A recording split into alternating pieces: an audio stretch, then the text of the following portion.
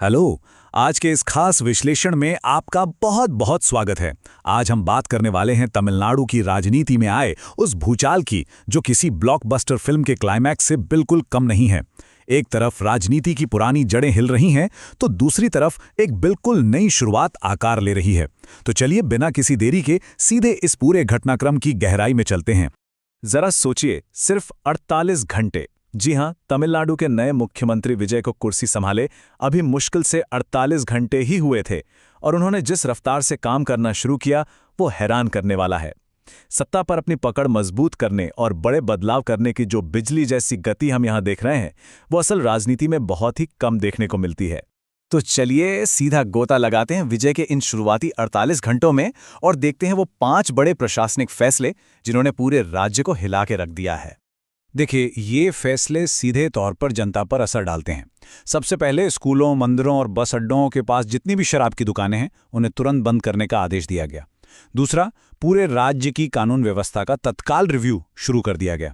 तीसरा, पिछली डीएमके सरकार की माली हालत और उनके भारी कर्ज को जनता के सामने लाने के लिए एक श्वेत पत्र यानी व्हाइट पेपर लाने की घोषणा कर दी गई। चौथा बड़ा फैसला, घरेलू उपभोक्ताओं को हर 2 महीने में 200 यूनिट मुफ्त बिजली देने का आदेश। और पांचवा, महिलाओं की सुरक्षा पुख्ता करने के लिए एक स्पेशल टास्क फोर्स बना दी गई। राजनीतिक पंडित भी मान रहे हैं कि ये तो एकदम नायक फिल्म वाला फास्ट ट्रैक एक्शन है। अब इस शक्ति को एक नंबर से समझते हैं, 717। ये कोई रैंडम नंबर नहीं है। ये उन शराब की दुकानों की सटीक गिनती है जो स्कूलों और मंदिरों के 500 मीटर के दायरे में आती हैं। और प्रशासन का अल्टीमेटम क्या है? महज 14 दिनों के अंदर, जी हां, सिर्फ 14 दिनों के भीतर इन सभी 717 दुकानों पर पूरी तरह से ताला लग जाना चाहिए। अब आते हैं इस पूरी कहानी के दूसरे पहलू पर, राजनीतिक अस्तित्व के गणित पर और एआईएडीएमके में हुए उस बड़े विभाजन पर जिसने पूरा गेम पलट के रख दिया। देखिए, शुरुआत में तस्वीर कुछ और थी। विजय को सरकार बनाने के लिए छोटी छोटी सहयोगी पार्टियों के समर्थन की जरूरत पड़ रही थी। लेकिन फिर होता है एक बहुत बड़ा उलटफेर। प्रमुख विपक्षी पार्टी एआईएडीएमके, जिसके पास 2026 के विधानसभा चुनाव में 47 सीटें थीं, उसमें एक बड़ी टूट हो जाती है। सीवी शनमुगम और वेलुमणि गुट के पूरे 30 विधायकों ने अलग होकर टीवीके की इस अल्पमत सरकार को अपना समर्थन दे दिया। और दूसरी तरफ ई पलानीस्वामी के पास कितने बचे? सिर्फ 17 विधायक। अब इस बगावत पर बागी नेता सीवी शनमुगम का क्या कहना है? उनका बयान बड़ा दिलचस्प है। उन्होंने इस कदम को सही ठहराते हुए कहा कि यह पार्टी को तोड़ना नहीं बल्कि सही फैसला है। उनका आरोप था कि पलानीस्वामी अंदर ही अंदर डीएमके के साथ हाथ मिलाने की गुप्त कोशिश कर रहे थे, जो कि जनता के जनादेश के बिल्कुल खिलाफ था। तो इसका सीधा असर क्या हुआ? फायदा किसे मिला?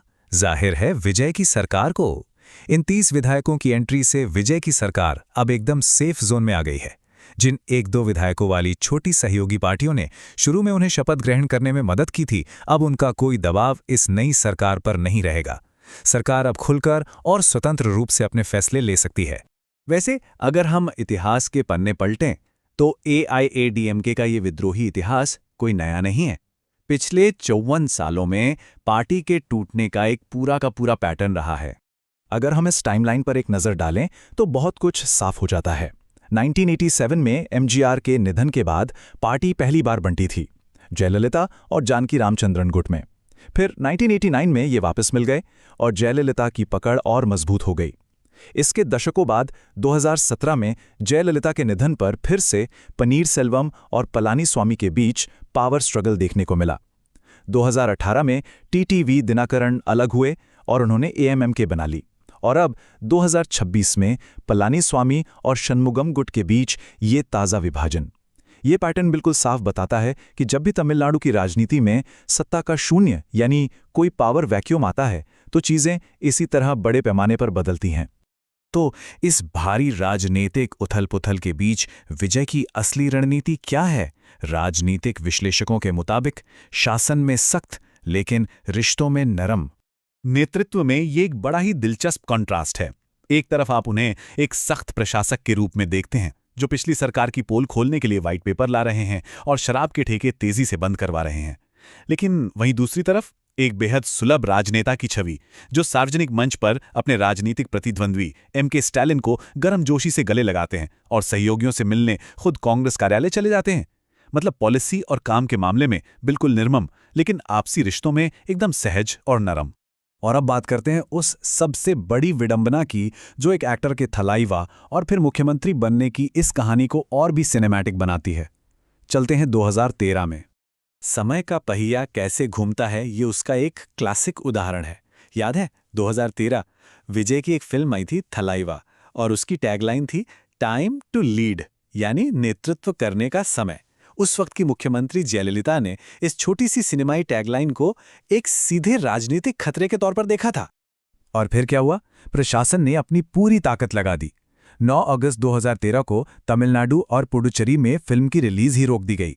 सरकार ने सुरक्षा का हवाला देकर पुलिस प्रोटेक्शन देने से साफ मना कर दिया। रिपोर्ट्स बताती हैं कि विजय और फिल्म के डायरेक्टर एएल विजय खुद कोडानाड एस्टेट गए ताकि मुख्यमंत्री जयललिता से बात कर सके, लेकिन उन्हें पूरी तरह इग्नोर कर दिया गया। मजबूरी में उन्हें बस एक सेक्रेटरी को अपनी एप्लीकेशन सौंपकर वापस लौटना पड़ा और फिल्म की रिलीज में भारी देरी हुई। और शायद सबसे बड़ी प्रतीकात्मक घटना उसी साल हुई।